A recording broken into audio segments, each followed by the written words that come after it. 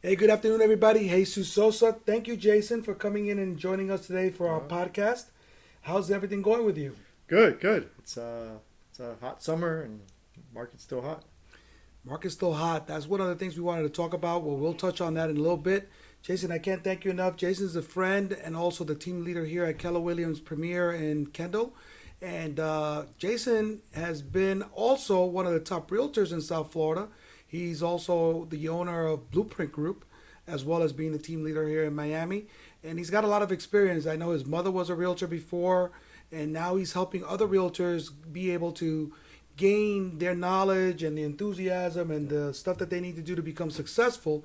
And one of the things that I wanted to bring Jayson on today for is the fact that Jayson, realtors need to be trained and they need to know how to deal with certain situations. And one of the things that I would say is that, listen, you're a realtor, it doesn't matter where you're at, but Keller Williams has got one of the best training programs in the country. And that's one of the advantages I think of being at Keller Williams. Again, not a knock on anybody else, right? Because I know I deal with a lot of other agents from all the different companies in the South Florida market. But Jayson, just as far as agents are concerned, with your knowledge, just as a realtor, right? Not as a team leader. Let's talk about you when you do your real estate transactions with the Blueprint Group. Yeah. Uh, what do you think is the reason why you want to be at a certain place, or what do you need to be a great, successful realtor in the marketplace? So, um, the first thing you got to do is do the work, right? Uh, Systems, models, trainings. Those are all great tools to have and to grow. Right. And you want to make sure that no matter where you are in your business, there should be a path to your next your next level, right? Or what's your next goal? And absolutely training, continuous training. This is a learn as you go business. I don't care if you've been in the business 20 years or 5 years or 30 years. Something always comes up. This is a learn as you go business, right? And when I say not only that, but we're in a changing environment. We're in a changing environment, not only in real estate, just in communication, the way we communicate with people. But the first thing I would say, that's really important is that we got to do the activities. If we don't do the activities, So talk about the activities, because you know what? Again, everybody always wants success to be magical, right? It's done, right? I can't snap. You can't snap. I can't snap. But I can thanks, snap thanks for you, doing right? that. So we got you. So the great thing about that is that people understand that they have to put the work in, but they don't. But they want that magical result, right? Instant gratification. Yeah, the instant gratification. Everybody wants to know. Like before, I guess I'm a little bit older than Jayson, but A little bit. just a little bit, right? But when we were in school, we had to go to the library to go look up stuff, right? Yeah. Now you go to Google. Google tells you everything. So, like they say in Spanish, Google es mentiroso, right? So, de habla toda la mentira del mundo, right? So, Google's a liar, right? But they tell you all the information. So, the new generation, Generation Z, right? They just snap their fingers and they got it, right? And it's not like that. So, I look at a guy like Kobe Bryant. I know you're a big Kobe Bryant fan. I am. Unfortunately, he's passed, but we used to talk about it when we used to go watch the games when he used to come in and play for the Lakers. And one of the things that I know, Kobe was the hardest working guy in the NBA. So the success didn't come from him having talent. Yep. It came from the work, Yep. right? On a daily basis. He was in the gym till 3 in the morning, but people didn't see that. So people don't see the end results. They just see the end game Yep. when you're on the court. So it's the same thing, whether you're in real estate or whether you're in, or whether you're in basically, mortgages like I am, or you're doing anything in life. You got to put in the hard work to get the results at the end. And that's I totally agree with you. You have to go through the process and the systems to be able to get that done. So talk to us a little bit about the process and the systems that are here for Keller Williams. We have how many agents? 290? I think we're at 260 right now. All right, so 260 agents that hopefully will be watching this podcast, getting some nuggets to help them grow their business, because this is all about how much money you make at the end of the day. This is your business, right? And their career. Yeah, so the number one thing, which I think you touched on, and even going back to Kobe Bryant, right, Mm-hmm. is you want to always keep developing your craft. And it's not about, we have to think as business owners. We just happen to sell real estate. Give a service, right? Kobe Bryant is still to this day a business owner, right? Right. He's in many opportunities, right? Writer, entrepreneur, athlete, and so forth. But he had to work on those crafts. Even when he wanted to become a writer and publish his own first book, he had to learn that craft. And there's really not a time limit to it. We have to think, if we invested money into opening a franchise, think about your favorite franchise. I don't know, Starbucks, Chick-fil-A, you can McDonald's, right? And if you invested $250,000, $250,000 into opening this franchise, or whatever that cost may be, what type of work would you put into it? A lot. So it does go back to work ethics, putting in that work. There is no instant gratification. Even if you do the Starbucks or you do the Chick-fil-A, I don't think there's instant gratification. Now, just like a Starbucks, just like a Chick-fil-A has a model, right? Chick-fil-A could open a door pretty much anywhere in the country. Starbucks could open a door, now they're in China, right?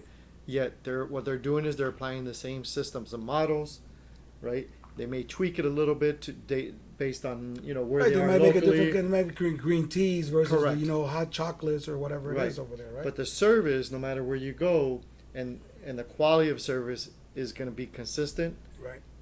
And quality, and it's going to be customer centric, right? So for and I say us because you're a business owner, right? You're a business owner as well. That's the way we have to think. We're building a brand, we're building a business, and how are we going to grow that business? And it really goes down to the brand and the quality of service. We're in a relationship business. This is the one industry that you could go. I don't know what it costs to get a mortgage license, but to go get your real estate license, you're probably spending about $2,000, maybe even less, right? Right. Just to go through get licensed. It's about $800 for your fees for the MLS. Yeah. You're probably right, about $2,000. Even $2,500, even $3,000. Right. Let's just say it's versus $250,000, right? Versus $250,000. You want to become a nurse? Or your doctor, an attorney, a psychologist, a therapist? You're probably going to spend easy $60,000, $100,000+. If you want to be a doctor, probably $200,000 in education. Right. Yet if you had if you had to take a test, right, to get your medical degree, you're going to study. You're going to put in that time. So why are we not doing that the same into our own businesses that we're able to launch for as little as $3,000, right? And but our focus is when we come into the business and saying, well, splits. Well, any career, any business you're going to build, right? You're not at 100%. Right. Right? If you're partnering it with a medical group, there's of course a cost to that. It's a operating cost. Right. But for some reason, we fail. Well, you got to pay. You get what you pay for, right? So at the end of the day, what you're paying for when you become a realtor is the training, right? Yeah. If you don't have the proper training, and I listen, I'm not advocating any real estate agency. I love Keller Williams. I've been here for 5 years. I used to be a realtor at Keller Williams before, but I also was at Kai's. I was at Remax, Coldwell Banker, Century 21 for all those people out there that remember those those days. But at the end of the day, they're still around. Yeah, I know, but not as they used to be the number one real estate office before, right? Remember, used to have the Home Run Derby. Used to be Century 21. The brown jackets, no? Yeah. They have brown jackets. Yeah, brown jackets and yellow shirts, right? Yeah. So, but now Keller Williams is in. And the great thing about Keller Williams, they decided to go and do education, right? And again, we're here to talk about how to get you guys, the realtors out there, to be successful, right? So the most important thing is education. So let's forget about the title on the card, whatever it says behind the name. This is your business. It still has to say, John Doe, Jane Doe, John Frank, Tony Montana on the card, right? It doesn't matter because you own that business. If you're successful, it's because of the amount of work you put in, the amount of hours you put in, but not because of the fact that you have a name behind you. Now, the name does help because when you go get a listing agreement, if you're with, Timbuktu Real Estate, it might be difficult because they don't even know who you are. But when you say Keller Williams or Remax or Coldwell Banker, they know automatically that's the names that have been associated with real estate for the last 50, 100 years, right? So people understand that. So, Jayson, let's get into the fact of what is it that a realtor should do. So let's take the steps, right? Let's take the process. Like you said, the process is important. Mm-hmm. So let's take the steps going forward. What does a realtor need to be successful? You touched upon it, right, a little bit. but let's get into the facts of what is the everyday, duties and responsibilities of a real estate agent to become successful. What do they need to do? Pick up the phone.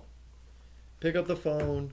I don't care if it's text message. I don't care, if it's, phone call, Emails, emails. something. Go have a cup of coffee with somebody, but work your database. Okay. So typically, we'll say, listen, have 10 conversations a day. You know what? Let's even start with 5. Right? Start with 1. Let's start with 1. Yeah, but, get 1. But set those goals and grow those goals in the amount of conversations you have. Like I said, when someone gets their real estate license, we're not here to open doors. Anybody could open a door. We're a relationship business. You got to walk through it. We're a relationship business, right? So it's think about your favorite restaurant you go to, or your barber that you go to, right? That you have that relationship to. Mm-hmm. I mean, anybody could shave your head bald. But I do it myself, by the way. But you would go to the same barber because of the relationship you built over time. Right. Okay. So what should we be doing? And this applies to experienced agents as well. Right. Because I do find that there's a lot of experienced agents that still fail this. It changes. The market's changing, right? It's shifting now. But this is the one thing that will never change. Right. Is relationships. Right. Okay? The difference between you and I, we have 2 different databases. We may know, and some people we may know the same people. Right. Yeah? But at the end of the day, if I could build a stronger relationship with that same person, there is a very high likelihood that they will work with myself as opposed to you. Right. Right? And that's a common thing. Well, my friend knows 5 agents. Absolutely right. 1,000%. There's over 43,000 agents. Right. Over 82% of people at a closing table will say, I will work with Jesus again. He was amazing. Mm-hmm. But the number is somewhere around I want to say 30% range, like 32% will actually work again. Right. And why is that? I know the answer, but what is it? The follow-up. Exactly. Because we go and we look at the there's a difference between being a transactional agent, right, and being a relationship building professional or agent, right? Like where you're focused on the relationship and building that relationship, as opposed to saying, I want to close this deal. You're calculating the commission check before you even have a contract. You spent it already. Yeah, you probably spent it by the time you're looking on the MLS and you see whether they're paying 2% or 3% or 2.5%. Right. And you're calculating that amount, and then there's then you have a transaction. They close, and there's no follow-up plan afterwards, right? There's no relationship building. So when we talk about relationship building, it's before, during, and even after. Right. After is the important part, right? Because the hard part is getting the deal set up, right? Once you get it done, you got to follow up because there's a son, there's a brother, there's a sister, there's a mother, there's a cousin, there's a friend that you can get. There's a refinance, right, that they might want to do to go purchase an investment property. So there's a lot of different things that you can do. But at the same time, look, you talk to these people, and in my case, right, I try to follow up. That's why I have people that do it as well with me in the office here at Miami Mortgage. We want to make sure that, you want to make sure happy birthdays, anniversaries, holidays, because you know what? You build a relationship with that person, like you said, for over a month to 2 month period, and then all of a sudden you're gone, you disappear. Yeah. It's like you don't exist anymore. You just made the biggest transaction in your life, right? The biggest transaction in your life that you've ever made, 300, 400, 500. Now the average price is 440. Yeah. So we made a $500,000 transaction, and I never heard back again from Jayson. What happened to Jayson? Where's he at? Yeah. The wife asked, if you heard from Jayson? No, I never heard back from him. He was probably only interested in the money. Yeah. Right? Then that's the problem. We need to fix that. Or they just forget about you and you're not on top of mind, right? And let's think even deeper, right? I connected you with a potential customer. Mm-hmm. This is somebody I know over 20-something years.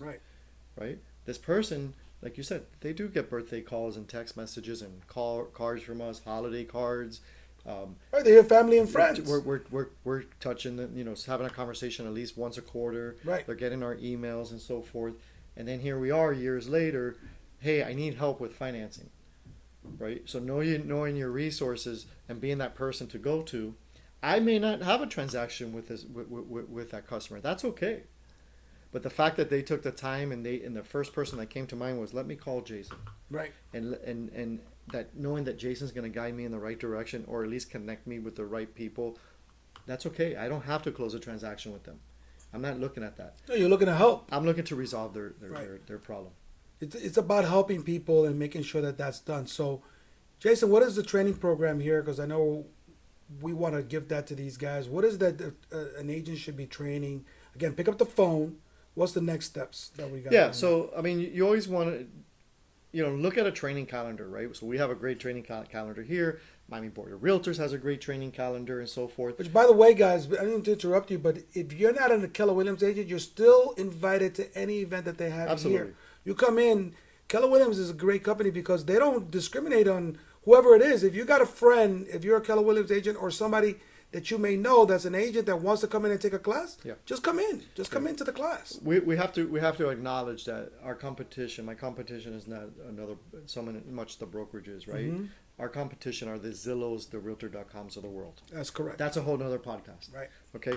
But going back to the education and training Board of Realtors, guys, there's some great YouTube videos, right? From some great agents throughout the country, from many brokerages. Right. Okay, so we're great footed. Now, disclaimer: I would say make sure you're not watching the wrong videos and the wrong training that is teaching the wrong stuff, because what's working for them may not work for you. Right. But if your focus is saying door knocking, and you say, you know what, this, you may have 10, 20 ways of lead generating. Focus on the top 2, 3 ways of lead generating. So going back to the education, what I'm saying is, you have a calendar. You have 7 days in a week, 24 hours in a day. You're obviously going to protect your time of saying my time with my family, my friends, and so forth.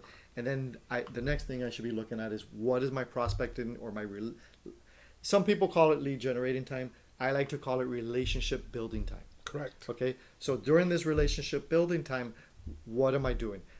In addition to that time, then I want to have an education time. The number one thing that I do see, and I do think that sometimes is a mistake, is overtraining. Meaning you're not putting the action because you're overtraining. Right. So block that time of training of saying, these are the classes, these are the courses I'm going to do now. A lot of classes and courses, they'll come around again. So don't feel necessarily you're missing out of it, but focus on the classes and the trainings of where your business is at the moment. Right. Whether you're in a new agent or experienced agent, if you're focusing on video and marketing and so forth, and that's Social where media, you're at, whatever. then that's the trainings you should take. Right. If it's door knocking, then that's the classes, that's the training. You should meet with and learn from the best door knockers, right? And then you got to go do it, right? So the slogan, just do it, is the most And important then take thing. the action. Right. You got to For take sure. that action and put it forward, because if you don't, one of the things I see agents come in here all the time, they're in all the classes, right? They're sitting around, Right. they're looking at stuff, they're reading on the computer. Make the calls, get out there, go door knocking, have a conversation at the supermarket, have a conversation at the pharmacy, Yep. right? Wherever you're at, talk to your family. If you listen, call your cousin, say, hey, listen, I need a client. You know anybody? Call somebody, right? And make sure that you're on the phone 5 minutes, right? Don't be on the phone 20 minutes with your cousin talking about, the football game last night or where you guys are going to go to dinner this weekend. But talk about something that's going to be, listen, let's talk about my business. Can you help me, right? Right. So those are the things that are little nuggets for you guys to be able to have out there. Yeah, and most importantly, the people you know. For years, right? For some of us decades, right? Some of us, centuries, right? No, but for a very long time, we've been providing businesses service. We've been going to them, right? Our dry Right. cleaners, your nail salon, your beautician, the store you go buy your clothes at, the mechanic you go to, the car wash you go to. All of these people build those relationships. Right. The teachers that teach your kids, right? That's big, right? Yeah. The parents that go to the school with the kids, right? Just have a conversation. Hey, here's my card, let me send you my V card, whatever it is. If you ever need anything, listen, I'm here to help, right? Always come from a giving, proposition, Contribution. right? Yep. Come in from giving. Right. Don't come in like, oh, I want to help you, but I can't do the loan. I can't do the deal if it's only 1%, right? Listen, I've done loans, made $500, right? Yeah. But we wanted to help somebody. We just did one with one of the agents Yeah. here. We made no money basically, right? But we helped that person that was in need of getting that refinance done. She was about to lose her house, so we got it done for her. She was the most appreciative person I've ever heard. She was crying and everything else because we got it done for her and Yeah. saved her property. Same thing with what you're doing out there. So, anything else you got for us out there in the South Florida market? What do you think is going on in the industry right now? Before we talk about that, what's amazing what we just talked about? What? It's free. Exactly. Like, it doesn't cost you anything to help somebody and talk to somebody, right? Oh. There's no price to it. No, and it's gratification. It's- At the end of the day, it's priceless because when you help somebody, you get that feeling. Like right now, I get that feeling like, we helped that lady, and Martha was a great person. But you know what? At the end of the day, she is going to be able to have her family under her roof for the next 20 to 30 years, whoever it is, right? So, yeah. So what's going on in the market, right? So, yeah, well, let's talk about the market. Yeah. What's going on? Real quick, 2 minutes. So we're seeing less units, Right. right? But we're still seeing the volume. So your GCI, your gross commission income, Because we're seeing the that. prices are still up. The prices are still high, but the units, the amount of closings per unit we're seeing that down, pretty much across the board or to some level. Some more, some less than others, right? Mm-hmm. Now, here's what we have to be careful with. If prices do correct, the income is going to reduce, right? If I'm selling 10 units, right, and I gotta sell 12. And if I'm selling 10 units and the volume is X, now the volume drops, right? My units have already dropped. Maybe the units have dropped. Maybe it's now 6 units, right? And I don't feel it because the volume of those units are higher. Right. But if that price drops, now I'm going to feel that 6 units that I used to do 10 units. I'm going to really feel that difference. But the fact is this: if it's priced correctly, if it's marketed correctly, you're taking the right steps.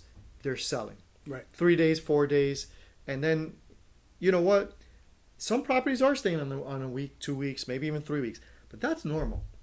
Well, before it was, remember when I was doing the real estate, it was 4 to 5, 6 weeks before you got an offer.